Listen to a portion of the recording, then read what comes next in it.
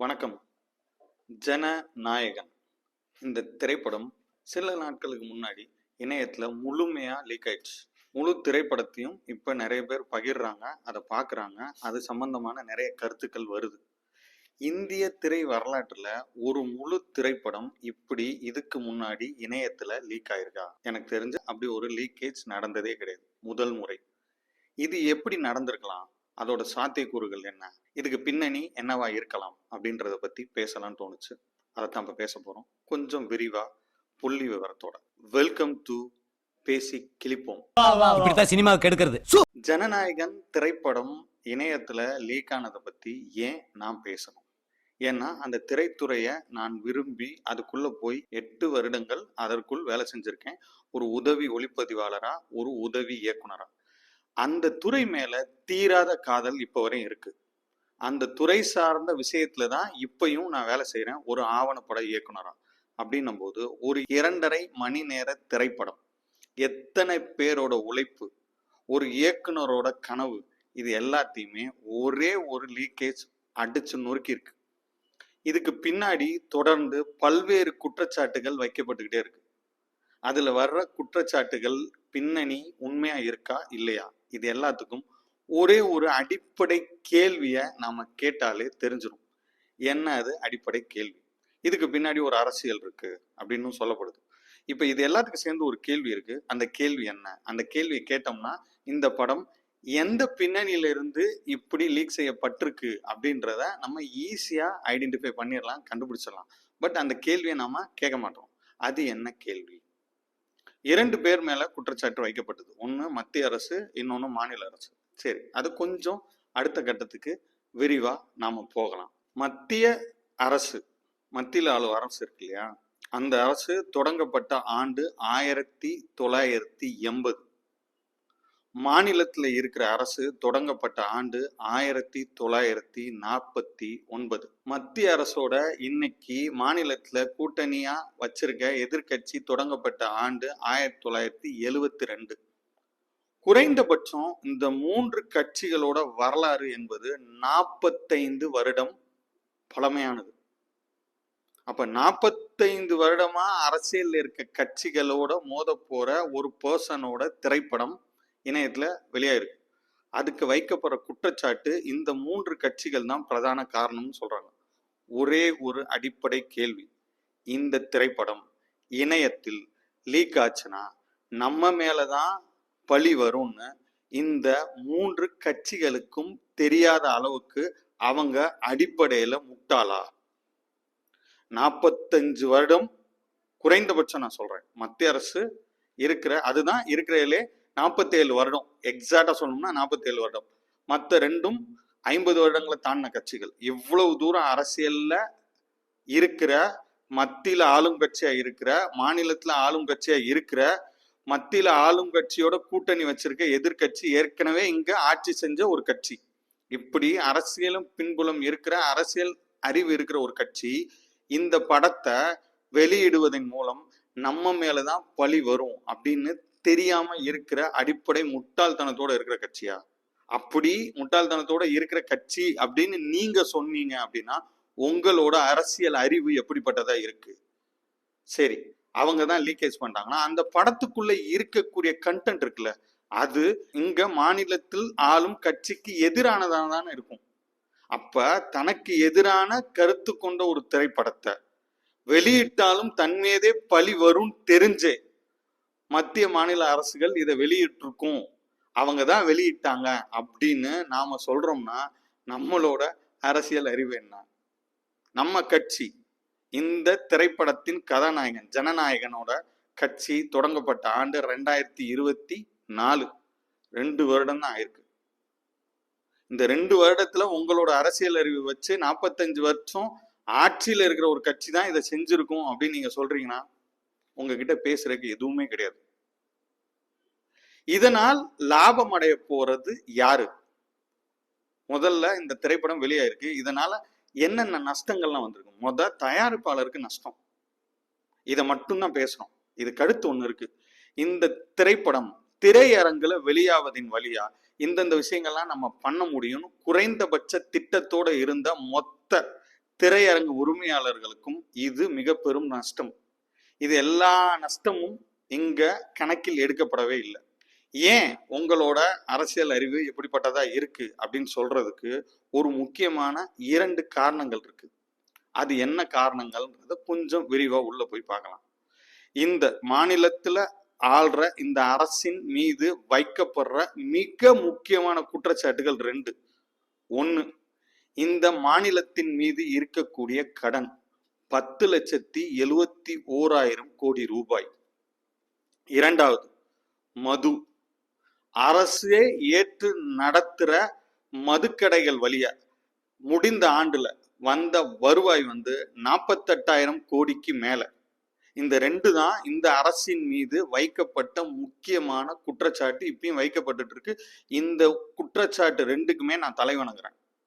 முதல் குற்றச்சாட்டு கடன் இருக்கு இல்லையா, அந்த கடன் கூட நீங்க ஒரு டேட்டாவை எடுத்து வச்சு அனலைஸ் பண்ணி இது முதலீடு, இதன் வழியா நம்மளுக்கு வருமானம் வரும் அப்படின்ற ஒரு விஷயத்த சொல்ல முடியும். மதுவை எந்த வடிவத்திலையும் ஏற்றுக்கொள்ள முடியாது. இந்த அரசோட பெரும் வருவாயில முக்கியமான பங்கு எதுக்கு இருக்கு? மதுக்கு இருக்கு. கடந்த ஆண்டு முடிந்த ஆண்டு 48,000 கோடிக்கு மேல வருவாய் அதுல வந்திருக்கு. இப்ப இந்த ஜனநாயகன், அரசியல் மாற்று அப்படின்னு சொல்லப்படுற ஒரு ஜனநாயகன் இந்த பொதுமக்களுக்கு கொடுத்திருக்க வாக்குறுதி என்ன? பார்த்தே வாசிடுறேன், ஒரு நிமிஷம். அவர் கொடுத்த வாக்குறுதிகள் முக்கியமானது. குடும்ப தலைவிகளுக்கு உதவித்தொகை மாதம் 2,500 ரூபாய். 2வது, இலவச எரிவாயு ஆண்டுக்கு 6 LPG சிலிண்டர்கள். அன்னபூர்ணி சூப்பர் டீலக்ஸ் திட்டம். அடுத்தது, திருமண உதவி 1 பவுன் தங்கம் மற்றும் பட்டுப்புடவை அண்ணனின் சீர்திட்டம். அடுத்து, மகப்பேறு உதவி, தாய்மாமன் தங்க மோதிரம் மற்றும் பிரசவ உதவி. அடுத்ததா, பாதுகாப்பு, ராணி வேலு நாச்சியார் பெண்கள் பாதுகாப்பு படை.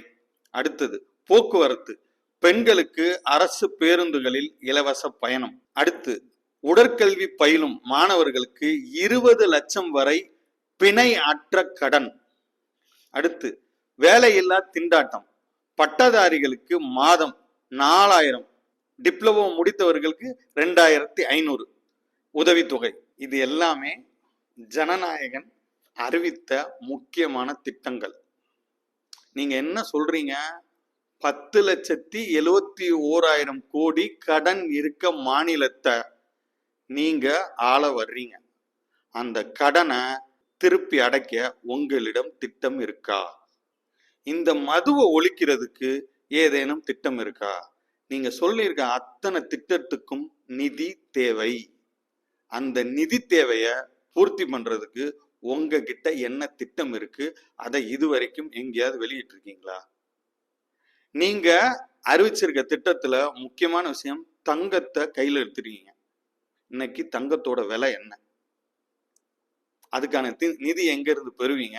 அதுக்கான திட்டம் உங்ககிட்ட என்ன இருக்கு? நீங்க 2 வருடத்துல தமிழ்நாட்டுல ஆளக்கூடிய முக்கியமான இடத்துக்கு போகணும்னு சொல்றீங்க. அதுல நீங்க சொல்லக்கூடிய முக்கியமான விஷயம், கேரியரோட உச்சத்தை விட்டுட்டு நான் வந்திருக்கேன். சார், இந்த கேரியரோட உச்சத்துக்கு நீங்க வர்றதுக்கு எடுத்துக்கொண்ட மொத்த ஆண்டுகள் 34 வருடம். எதை வச்சு இதை சொல்றேன் அப்படின்னா, உங்களோட நாளைய தீர்ப்பு நீங்க எழுதுனீங்க இல்லையா, அது எழுதப்பட்ட வருடம் 1992. 2026 வரையும் மொத்தமா நீங்க கேரியரோட உச்சத்துக்கு எடுத்துக்கொண்ட ஆண்டுகள் 34, நடித்த படங்கள் 69. இது தமிழ்நாட்டில் இருக்கிற ஒரே ஒரு சினிமா என்கிற திரைத்துறை என்கிற ஒரு துறை சார்ந்து அதுல உச்சம் பெற நீங்க எடுத்துக்கிட்ட வருடம்.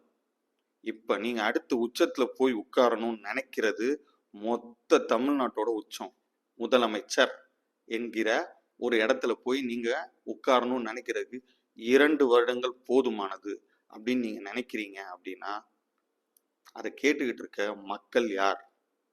படத்துக்கு என்ன பேர் வச்சிருக்கீங்க? ஜனநாயகன். அந்த ஜனநாயகன் அப்படின்றத யார் சொல்லணும் தெரியுமா? மக்கள் சொல்லணும். நீங்க ஜனங்களோட நாயகனா அப்படின்னு. அதுக்கப்புறம் நீங்க அறிவிச்சுக்கலாம் ஜனநாயகன். இப்ப யார் தெரியுமா நாயகர்கள்? ஜனநாயகர்கள். அவங்க தான் ஜனநாயகன் அப்படின்னு உங்களை உட்கார வச்ச பிறகு நீங்க டைட்டில் வைக்கலாம் ஜனநாயகன் அப்படின்னு. அதுக்கு முன்னாடி நீங்க வச்சிட்டீங்கன்னா என்ன அர்த்தம்? Over confident.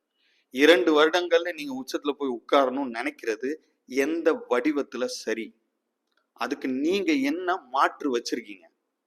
மாற்று கட்சின்னு சொல்லிக்கிட்டே இருக்கீங்களா? எனக்கு மத்திய அரசின் மீது மாநில அரசின் மீது 2 மீதும் விமர்சனம் இருக்கு. ஒரு காமன் மேனா இந்த திரைத்துறைய விரும்புறவனா ஜனநாயகன் வெளியிட்டுச்சுல இணையத்துல, இதுவரை நான் பார்க்கல, பார்க்கவும் மாட்டேன்.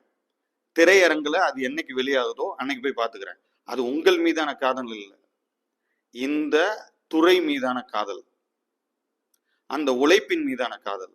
அதை பத்தி இப்ப வரையும் ஒற்றை வார்த்தை உங்க வாயிலிருந்து வரலையே. ஏன்? இதனால ஏற்படக்கூடிய லாபம் என்ன? நீங்க சொல்லியிருக்கலாமே, ஜனநாயகனை யாருமே பகிராதீங்க, இதை தொடர்ந்து யாரும் பார்க்காதீங்க, ஏன்னா அது பகிரப்படணும், பல்வேறு தளங்களுக்கு அது போகணும். அந்த சினிமால நீங்கள் பேசின வசனத்தை எல்லாரும் நம்பணும். மாநில அரசுக்கு எதிரா மத்திய அரசுக்கு எதிரா நீங்க அதுல பேசியிருந்தீங்கன்னா அதை எல்லாரும் நம்பணும், அது நிஜம்னு நினைக்கணும். இந்த குறிக்கோள்லாம் யாருடையது? இதுக்கு 45 வருடத்துக்கு மேல பாரம்பரியமா மாநிலத்தையும் மத்தியிலும் ஆண்ட கட்சி முட்டாள், அவங்க தான் லீக் பண்ணியிருப்பாங்கன்னு சொன்னா அதை நம்புறதுக்கு இங்க பெரும் கூட்டம் ஒன்று இருக்கு. அவங்க அடிப்படையா இந்த கேள்வி எல்லாம் கேட்க மாட்டாங்க. நான் இப்ப சொன்னேன் இல்லையா டேட்டா, 10,71,000 கோடி, மதுவின் வழியா 48,000 கோடி. இந்த 2க்கும் மாற்றா ஒரு திட்டம் உங்ககிட்ட இருக்கான்னு கேள்வி கேட்டேன்ல, இது இணையத்துல போய் பாத்தீங்கன்னாலே இருக்கும். உங்ககிட்ட ஒரு திட்டமும் கிடையாது. திருப்பியும் இலவசத்துல போய் தான் நிக்கிறீங்க. நீங்க சொல்லியிருக்க அத்தனை இலவசம் இன்க்ளூடிங் தங்கம், இதுக்கான நிதி எங்க இருந்து சார் வரும்? அதுக்கான மாற்றம் எங்க வச்சிருக்கீங்க? ஒண்ணுமே கிடையாது. ஜூ கொடுத்துட்டே இருக்குது. உடனே கீழே வந்து கமெண்ட்ல சொல்றது அவங்க தப்பு பண்ண. ஆமா, அவங்க தப்பு பண்ணாங்க, அதுக்கு எதிரான கோபம் என்னிடம் இருக்கு. நான் ஒரு மாற்று கட்சியை தேடுறேன், ஒரு காமன் வேணாம். அந்த மாற்று கட்சி சத்தியமா நீங்க இல்ல. என்ன மாற்றம் கொண்டு வந்துட்டீங்கன்னு உங்களுக்கு ஓட்டு போட சொல்றீங்க? எந்த மாற்றமும் இல்லை. எனக்கு இங்க மாநிலத்துல மாத்தி மாத்தி ஆள்றதுனால எனக்கு ஒரு மாற்று தேவை, அதுல எந்த மாற்று கருத்தும் இல்லை. உடனே கீழே வந்து கமெண்ட்ல நீங்க 200 ரூபாய் வாங்கிட்டீங்க, அவங்க இவங்க அப்படின்னு நீங்க சொல்லலாம். எனக்கு ஒரு மாற்றம் தேவை, 100க்கு 100 ஒத்துக்கிறேன். ஒரு வெறுப்பு இருக்கு இங்க ஆள்றவங்க வழியா, நான் இல்ல அப்படின்னு சொல்ல மாட்டேன். அந்த வெறுப்பை நீங்க அறுவடை பண்றதுக்கு, ஒரு மாற்று சக்தியா நீங்க உருவாகிறதுக்கு எடுத்து வைக்கக்கூடிய திட்டம் எதுவுமே இந்த மாநிலத்தை கடன்ல இருந்து மீட்டு எடுக்கிறதாவோ இல்ல இந்த மதுவை ஒழிக்கிறதாவோ இருக்கா? உங்களால நான் வந்த முதல் கையெழுத்து மொத்த மது கூடத்தையும் இழுத்து மூடுவேன், முதல் கையெழுத்து அதுதான் போடுவேன். சொல்லுங்க பாப்போம். வாய்ப்பே கிடையாது. நீங்க அறிவித்திருக்க எல்லா திட்டத்துக்குமான நிதி, அதுல முக்கியமான கோர் பாயிண்ட் இந்த சரக்குல இருந்தான் சார் வருது. அப்ப சரக்குக்கு எதிராக ஒரு வார்த்தை பேச மாட்டீங்க. ஆனா நீங்க மாற்று, அதை நாங்க நம்பணும். முதல் முறையா ஒரு திரைப்படம் நடிச்சீங்க, அது ஃபெயிலியர் ஆகுது. அப்ப நன்றி கடனுக்காக ஒருத்தர் உங்களுக்காண்டி இன்னொரு படம் நடிச்சு கொடுக்குறாரு. அவர் இதே திரைத்துறைக்குள்ள குறிப்பிடத்தக்க மாற்றத்தை பொறுப்புல இருந்து பண்ணவர். சத்தியமா அவர் வரும்போது எனக்கு ஒரு மாற்று சக்தியா அவர் தெரிஞ்சார். சில முரண்பாடுகள் இருந்திருக்கலாம், இப்ப இல்ல, ஏன்னா அவரே இல்லை. உடனே அவர் பேரை சொல்லி நான் பேசுவோம், உடனே நீங்க அந்த பக்கம் நின்று பேசுறீங்க. இப்ப இல்ல சார், அப்ப இருந்தது. அப்படி ஒரு மாற்று சக்தியா தான் நீங்க இருப்பீங்கன்னு பல பேர் நீங்க உள்ள வரும்போது நம்பினாங்க. ஆனா நீங்க அறிவிக்கிற திட்டமும் சரி, இன்னைக்கு ஜனநாயகன் வெளியாயிருக்கிற விதத்திலையும் சரி, ஒரே ஒரு விஷயத்துக்கு இத்தனை வருஷத்துல உங்க கட்சி சார்பா நடந்த பல்வேறு அசம்பாவிதங்கள் நடந்தது. நான் எந்த அசம்பாவிதங்களையும் குறிப்பிட்டு சொல்ல விரும்பல, பல அசம்பாவிதங்கள் நடந்தது. ஏதாவது ஒண்ணுக்கு நீங்க பொறுப்பேற்றீர்களா? எனக்கு மாநில அரசின் மீதும் மாநில முதலமைச்சரின் மீதும் மத்திய அரசின் மீதும் மத்தியில் ஆள்ற கட்சியோட பிரதமர் மீதும் எனக்கு கண்டிப்பாக மாற்று கருத்து இருக்கு. ஆனா எந்த இடத்துலையும் அவங்கள மரியாதை குறைச்சலாவோ உரிமையிலையோ கிண்டல் அடிக்கிற மாதிரியோ எந்த இடத்துலையும் நான் பேசவே மாட்டேன். ஏன்னா மக்களால தேர்ந்தெடுத்து உட்கார வைக்கப்பட்டவர்கள் அவர்கள். எனக்கு மக்கள் மீதும் நம்பிக்கை இருக்கு, அவங்க கொடுத்த ரிசல்ட்டின் மீதும் ஒரு மரியாதை இருக்கு. ஆனா நீங்க என்ன பண்ணீங்க? எந்த இடத்துலயும் ஒரு துளி நான் மரியாதை குறைச்சல அவங்க எந்த இடத்துலயும் சொல்லவே மாட்டேன். அவங்க மேல கடுமையான குற்றச்சாட்டுகள் இருந்தாலும் இது அவங்க வகிக்கிற பதவிக்கு மக்கள் தேர்ந்தெடுத்து அவங்களை உட்கார வச்சாங்களே அதுக்கு கொடுக்கக்கூடிய மரியாதை. ஜனங்களின் நாயகன் சொல்ற நீங்க அந்த மரியாதைய கொடுத்தீங்களா? என்ன கடுமையான குற்றச்சாட்டு வேணாலும் இருக்கலாம், நீங்க அதை கொடுத்தீங்களா? உங்க கட்சி சார்பா நடந்த அசம்பாவிதத்துக்கு குறைந்தபட்ச பொறுப்பை நீங்க ஏத்துக்கிட்டீங்களா? அரசு மேல குற்றச்சாட்டு இருக்கு சார், நடந்த அசம்பாவிதத்துக்கு, அதுல எனக்கு மாற்று கருத்தே இல்லை. உங்க மேல துளி அளவு கூட குற்றச்சாட்டு இல்லையா? அப்ப குறைந்தபட்ச பொறுப்பை நீங்க எடுத்துக்க மாட்டீங்க. மாற்று திட்டம் எதையுமே நீங்க சொல்ல மாட்டீங்க. இந்த கடனோ மது சம்பந்தமான எதையுமே சொல்ல மாட்டீங்க. இந்த ஜனநாயகன் லீக்கேஜ்லயும் மாநிலத்துல ஆளுங்கட்சி மத்தியில ஆளுங்கட்சி இந்த ரெண்டு மேலதான் குற்றச்சாட்டு நீங்க வைப்பீங்க. இதுலயும் துளி கூட உங்க மேல பொறுப்பே இல்லை. ஏன்னா அவங்க முட்டாள். இது எதுலயாவது நீங்க மாற்றுன்னு சொல்ற ஒத்த விஷயம் இருக்கா? அவர் நல்லது பண்ணுவாரு. என்ன பண்ணுவாரு தெரியாது. திரும்பவும் சொல்றேன், மக்கள் தான் ஜனநாயகர்கள். அவங்க ஒரு தீர்ப்பு எழுத போறாங்க. அந்த தீர்ப்பு அடுத்த மாதம் முதல் வாரத்துல தெரிஞ்சிடும். நீங்க அப்படிப்பட்ட மக்களை இதெல்லாம் சொல்லி நம்பிடுவாங்க. அதை நம்புறதுக்கு ஒரு கூட்டம் இருக்கு சார், நான் இல்லைன்னு சொல்ல மாட்டேன். உங்ககிட்ட மாற்றுன்றதுக்கு எவ்விதமான திட்டமும் இல்லைன்னா, இந்த கடன் அடைக்கிறதுக்கு திட்டம் இல்லை, மதுவை ஒழிக்கிறதுக்கு திட்டம் இல்லைன்னா, உங்களுக்கு இந்த மக்களால் மிகச்சிறந்த தீர்ப்பு ஒன்று வழங்கப்படும். ஒருவேளை அந்த மக்கள் வேற மாதிரியான தீர்ப்பு கொடுத்தாங்கன்னா கூட நான் மக்கள் பக்கம் இருந்து அந்த தீர்ப்பை ஏத்துக்குவேன். உங்க பக்கம் இருந்து இல்லை. என்னைய பொறுத்தவரையும் ஜனநாயகன் அப்படின்னு நீங்க யாருமே கிடையாது. மக்கள் தீர்ப்பு கொடுத்த பிறகு பார்க்கலாம், அதுவரையும் இல்லை. எப்போதுமே ஜனங்களே நாயகர்கள். அடுத்த வீடியோல வேற ஒரு திரைப்படத்தோட நாம சந்திக்கலாம். இந்த வீடியோ உங்களுக்கு பிடித்திருந்தால் கமெண்ட், ஷேர், லைக். நன்றி.